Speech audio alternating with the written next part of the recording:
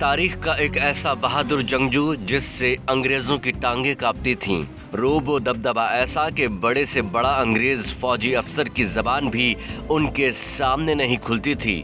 ایسا جنگجو جس نے بچپن میں ہی شیر کو دونوں ہاتھوں سے پچھاڑ دیا، ہندوستان پر حکومت کی اور شیر میسور کا لقب پایا۔ جی ہاں دوستو، ہم بات کر رہے ہیں سلطان فتح علی خان شہاب المعروف ٹیپو سلطان کی۔ 4 مئی کو سرنگا پٹم کی ٹوٹی ہوئی فصیل تلے انگریزوں سے لڑ کر جام شہادت نوش کرنے والا اسلام کا جیالہ سپاہی، ہمارا وہ عظیم ہیرو جسے تاریخ ہمیشہ یاد رکھے گی۔ دوستو، ہم آپ کو تفصیل بتائیں گے ٹیپو سلطان کے بارے میں، لیکن اس سے پہلے ہمارے چینل ہسٹری اینڈ مسٹری کو سبسکرائب کر دیں۔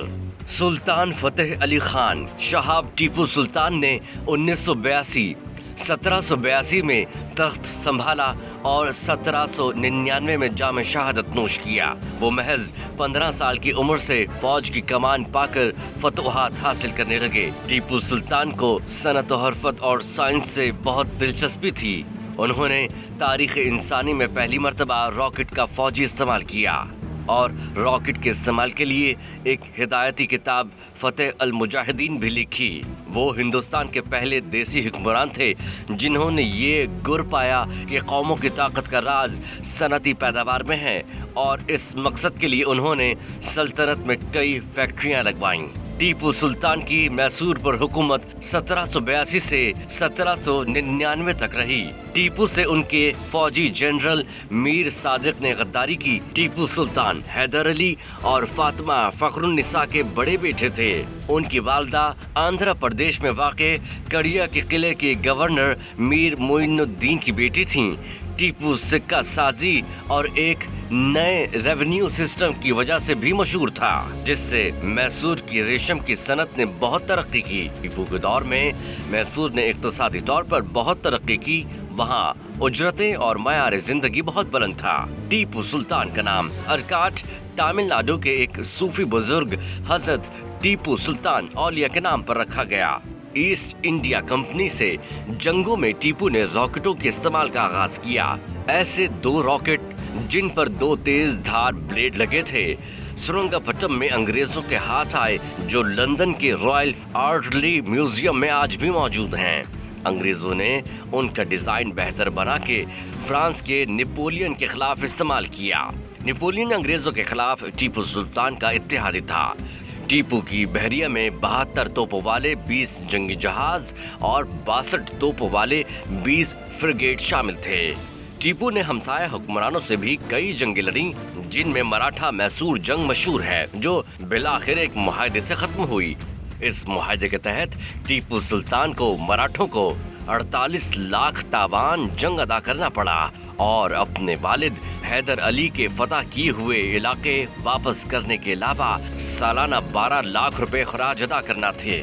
انگریزوں اور میسور کی چوتھی جنگ کے دوران برطانوی فوجوں نے نظام حیدرآباد کے ساتھ مل کر ٹیپو سلطان کو شکست دی اور وہ مئی 1799 میں شہید کر دیے گئے۔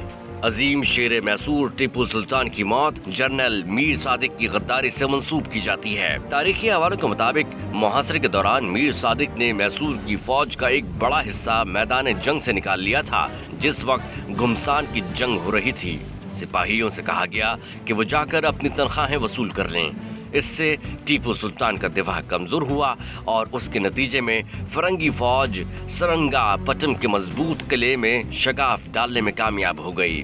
ٹیپو سلطان دوسرے محاذ پر تھے۔ یہ خبر ملنے پر وہ وہاں پہنچے، لیکن بہت دیر ہو چکی تھی۔ سورج غروب ہو چکا تھا، اندھیرا چھانے لگا تھا۔ انگریز فوج کے سپاہیوں کو میدان جنگ میں ٹیپو کی لاش تلاش کرنے کے لیے بھیجا گیا تو وہ گھبرا رہے تھے۔ انہیں یقین نہیں آ رہا تھا کہ ان کا سب سے مضبوط دشمن مر چکا ہے۔ بالآخر ٹیپو کی لاش میسور کے دارالحکومت سرنگا پٹم سے مل گئی۔ ٹیپو سے لڑنے والی فوج برٹش ایسٹ انڈیا کمپنی کے 26,000 سپاہیوں، 4,000 یورپیوں اور ہندوستانیوں پر مشتمل تھی۔ ان کے علاوہ نظام حیدرآباد نے 10 بٹالین فوج اور 16,000 گھڑ سوار بھیجے تھے۔ اس طرح انگریز فوج 50,000 سے زیادہ تھی، جبکہ ٹیپو کے پاس تقریباً 30,000 سپاہی تھے۔ जिस वक्त अंग्रेज फौज सरंगपट्टम की दीवार तोड़कर दाखिल हो चुकी थी। फ्रांसीसी मुशीर ने टीपू सुल्तान को मशवरा दिया कि वो एक खुफिया रास्ते से निकल जाए, इस तरह मजीद एक दिन लड़ा जा सकता है। लेकिन टीपू ने जवाब दिया कि शेर की एक दिन की जिंदगी गीदड़ की 100 साल जिंदगी से बेहतर है। टीपू सुल्तान मिसाली बहादुरी के साथ बरतानवी सल्तनत से लड़े, अपने वतन के दिफा के लिए जान दे दी। टीपू पूरे हिंदुस्तान के एक गैर मुतनाज़ा हीरो थे और उनकी शहादत को 220 साल गुजर जाने के बावजूद अब भी हैं। टीपू सुल्तान अंग्रेज़ों से समझौता कर सकते थे, लेकिन उन्होंने अपनी सरजमीन की हिफाजत के लिए अपनी जान कुर्बान कर देने को तरजीह दी। टीपू सुल्तान की शख्सियत को अंग्रेज़ों और कुछ नस्ल परस्त हिंदुओं ने मुतनाज़ा बनाने की कोशिश की, लेकिन तारीख पढ़ी जाए तो अंदाज़ा होता है कि हकीकत इस इल्ज़ाम से कई दूर है। बल्कि अपने दौर हुकूमत में टीपू सुल्तान ने सरकारी खजाने से मंदिर तामीर कराए। कई हिंदू मौरख इस बात की तस्दीक करते हैं। वैसे भी टीपू के ज़माने में मैसूर में हिंदुओं की आबादी मुसलमानों से काफ़ी ज़्यादा थी।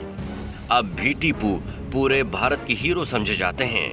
तारीखदान प्रोफेसर डॉक्टर इकबाल चावला के मुताबिक टीपू सुल्तान ने अपने वालिद हैदर अली के विरसे को आगे बढ़ाया। बाज़ मौरखीन ने टीपू के इमेज को ख़राब करने की कोशिश न की होती तो वो एक आलमी हीरो और एक ऐसे अजीम जंगजू माने जाते जो अपने मामूली वसाइल के साथ बरतानवी सल्तनत से लड़े। कई गैर मुल्की मौरखीन ने लिखा कि टीपू के दौर में मुकम्मल मजहबी आज़ादी थी। टीपू के खिलाफ ऐसी बातें बहुत फजूल लगती हैं, क्योंकि मंतकी तौर पर यह मुमकिन ही नहीं कि उसने गैर मुस्लिमों से कोई ज्यादती की हो, क्योंकि उस वक्त हिंदू खासी अक्सरियत में थे। डॉक्टर चावला ने कहा, हिंदू टीपू की सरकारी मशीनरी का हिस्सा थे और वो उनके लिए मंदिर तामीर कराते थे। जब वो ईस्ट इंडिया कंपनी से लड़ रहे थे तो मैसूर की पूरी आबादी उनके साथ थी। अंग्रेजों ने बाद अज मर्ग उनको बदनाम करने के लिए बहुत काम किया। तारीख में अंग्रेजों ने अपने सिर्फ 2 दुश्मनों से इतना खौफ खाया और इतनी नफरत की कि उनके नाम पर अपने कुत्तों के नाम रखे। एक था नेपोलियन बोनापार्ट और दूसरे थे टीपू सुल्तान शहीद। टीपू सुल्तान की शहादत के बाद अंग्रेजों ने उनकी अंगूठी और तलवार को उनकी लाश से एक ट्रॉफी के तौर पर लूटा और बदनाम करने की इसी मुहिम के तहत अंग्रेजों ने इस लूटी हुई अंगूठी पर राम कुंदा करवा दिया और मशहूर कर दिया कि ये टीपू सुल्तान ने खुद लिखवाया हुआ था। हालांकि टीपू एक रासिखुल अकीदा मुसलमान थे और उनकी बुत परस्तों से दुश्मनी किसी से ढकी छुपी नहीं थी। टीपू सुल्तान ने अपने दौर हुकूमत में बहुत से शहरों के नाम तब्दील किए, मसलन मंगलोर को जलालाबाद, बैपुर को सुल्तानपट्टम, गोटी को फैज हिसार, डंडीगल को खालिकाबाद, रत्नागिरी को मुस्तफाबाद और कोझिकोडे को इस्लामाबाद का नाम दिया। हम टीपू सुल्तान की जो तस्वीर देखते हैं, इसमें एक ऐसा लहीम शहीम शख्स दिखाई देता है जो कि दाढ़ी मुंडाए, सर घुटवाए, विलायती अंदाज की मूंछों को बल देकर हीरे जवाहरात पहनकर बैठा है। लेकिन यकीन मानिए, हमें भी यही लगता था कि टीपू सुल्तान ऐसे ही होंगे, लेकिन खुशकिस्मती हकीकत सामने आ गई। अब टीपू सुल्तान की कैमरे से खींची गई असल तस्वीर सामने आ चुकी है, जो कि लंदन के ब्रिटिश म्यूजियम से दरियाफ्त हुई है। तस्वीर से साफ वाज़ेह है कि ये जफाकश हुक्मरान दुबले थे, दाढ़ी रखते थे, सर पर ताज के बजाय सादा सा कपड़ा बांधते थे, लिबास से सादगी और दरवेशी टपकती थी और तलवार से किसी वक्त भी हाथ न हटता था। अंग्रेजों ने टीपू सुल्तान की असल शख्सियत छुपाने की बहुत कोशिशें की, मगर उनमें से किसी की गफलत के बायस ये असल तस्वीर ब्रिटिश म्यूजियम में किसी सौलेह शख्स ने देख ली। शरई हुलिया देखकर उसे तस्वीर में दिलचस्पी हुई तो उसके नीचे लिखी मिटी मिटी से धुंधली सी इबारत पढ़ने की कोशिश की। 1000 कोशिश के बाद उसने इबारत पढ़ी तो वो दंग रह गया। उसने तस्वीर के नीचे लिखा देखा कि ये अमीर टीपू की तस्वीर है। शायद तहकीर की खातिर फोटोग्राफर ने टीपू के आगे नाम बिगाड़कर टिप लिख दिया होगा। जब ये तस्वीर मुख्तलिफ अलख़याल अहबाब को दिखाई तो सौलह जहन रखने वालों ने बगैर किसी तवक्कुफ के इस बात की गवाही दी कि यही टीपू सुल्तान शहीद की असल तस्वीर होगी, कि उनकी मुजाहिदाना शख्सियत से यही मेल खाती है। लेकिन मुकम्मल यकीन से नहीं कहा जा सकता कि इस तस्वीर में अजीम जंगजू टीपू सुल्तान हैं या नहीं, लेकिन इस बात का ज़रूर यकीन है कि शेर मैसूर टीपू सुल्तान का नाम तारीख हमेशा याद रखेगी। दोस्तों, हमारी वीडियो अगर आपको पसंद आई है तो ज़रूर लाइक कर दें। शुक्रिया।